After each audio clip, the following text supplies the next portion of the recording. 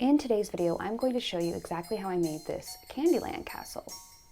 I'm not going to include every single step that I did because it would be way too boring and I do not think you would want to watch a video that long. However, I will cover majority of the steps so that if you wanted to make something like this similar for yourself, you would have enough of an idea of how to do that.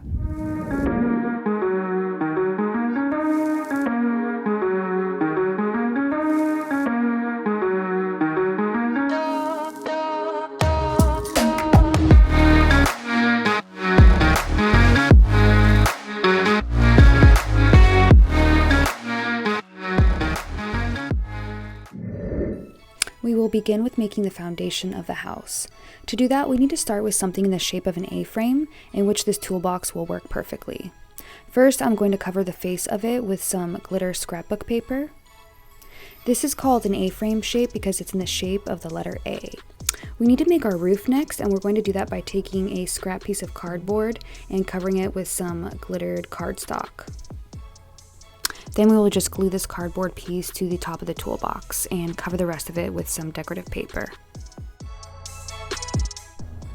I don't want any of this cardboard exposed, so I'm just going to quickly hide that with some fabric felt.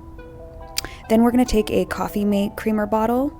We're going to take off the top, throw it away, and remove the packaging from the outside. And then we'll take a box cutter and cut the upper top portion off of the bottle.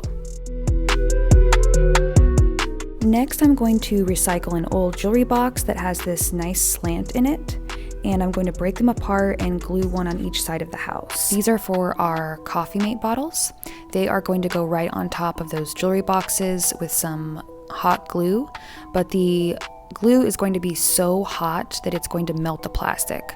So I'm going to take my coffee mate bottle, wrap it in some fabric, and then I'm going to take some white felt and stick it underneath way up inside the bottle so that it's not hollow inside and therefore easier to glue down to the top of the box. Once this is securely glued down, I will wrap the bottle in some skinny tinsel garland and glue some extra fabric felt underneath it. Now we will repeat that same step by recycling another gift box with an angle hinge top and glue it down on the back of the house. And this will be for our center stage castle dome, which needs to be bigger than the other two in the front. So we are going to take another coffee creamer bottle, but this time we will cut up a half-gallon size and remove the top portion. I will then take some fabric felt and styrofoam to fill the hollow inside of the bottle.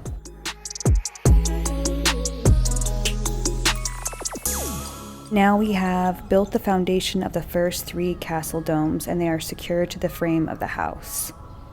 I will cover the daddy dome here with some tinsel as well as multiple layers of garland.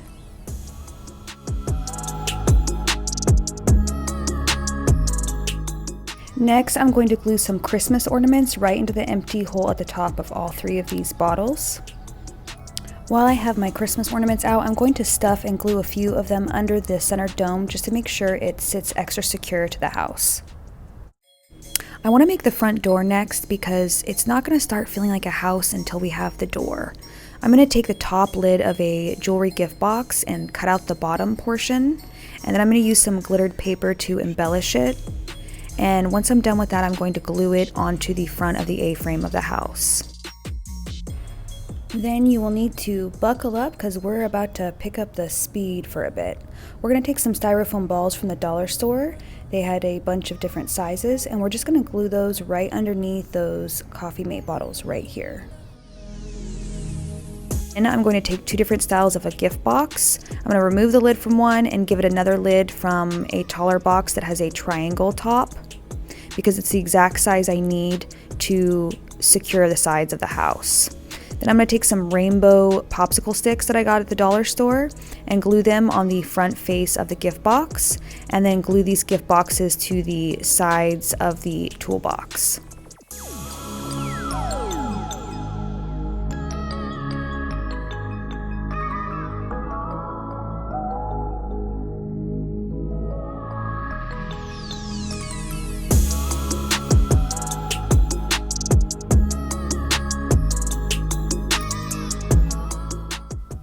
Next, we need to finish making the rest of our castle pillars.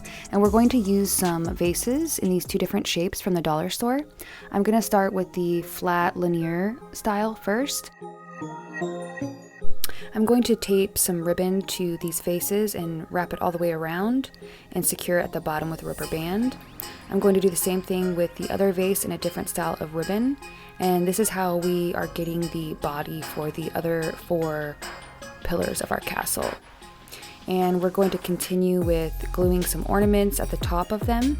However, we need to fill these vases with some vase filler so they're a little more stable. And now we have a gap in between the ornaments and the rest of the vase. So we're just going to take some different style of ribbon and glue it to the tops of all 4 of the vases. It gives it a really nice contrast. Now I'm going to take some pink feathers and just glue them at the top of the gift boxes on the side of the house.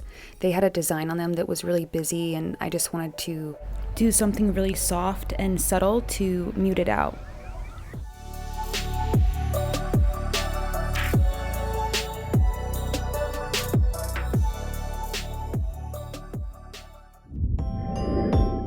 If you don't know, fake candy is rather expensive. But you know what's not expensive? Fake candy beads. I ordered a few special pieces for my castle from a company called Delish Beads.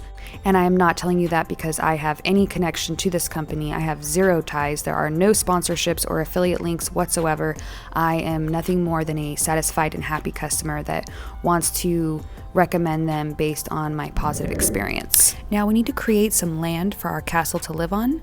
So I took a bunch of styrofoam pieces, stacked them to create this height, glued them together, and now I'm going to fully cover that styrofoam with a bunch of glittered paper, and I'm going to add a polka dot ribbon in the front. And now we're ready to sign the papers and move in. We can glue this house right down to this base here.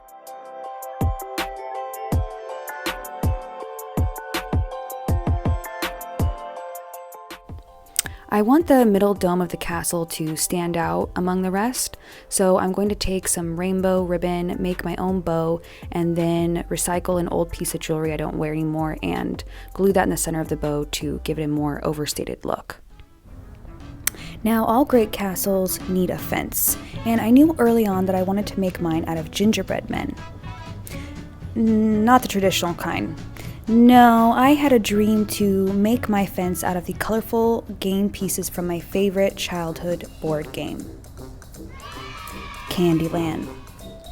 However, these dreams came to a crashing halt when I realized, oh wait, the game only comes with 4 pieces, which means I'd have to purchase the board game by the dozens in order to have enough of these men to guard my house, which is obviously not practical at all.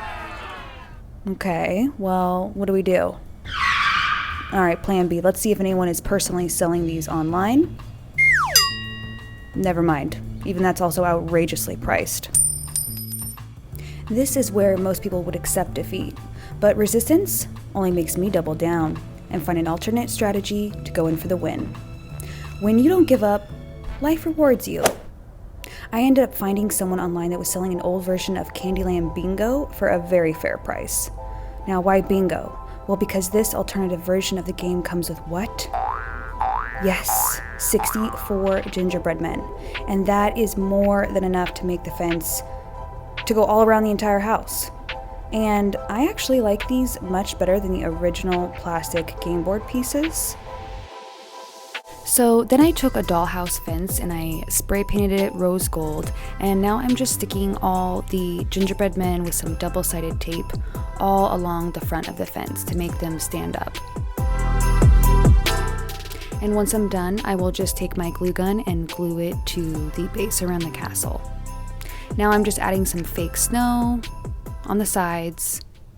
And lastly, I'm going to glue down some fun ornaments that I found that I thought would match quite nicely. And that is going to do it for today, you guys. Thank you so much for watching. If you enjoyed this video, leave a comment below.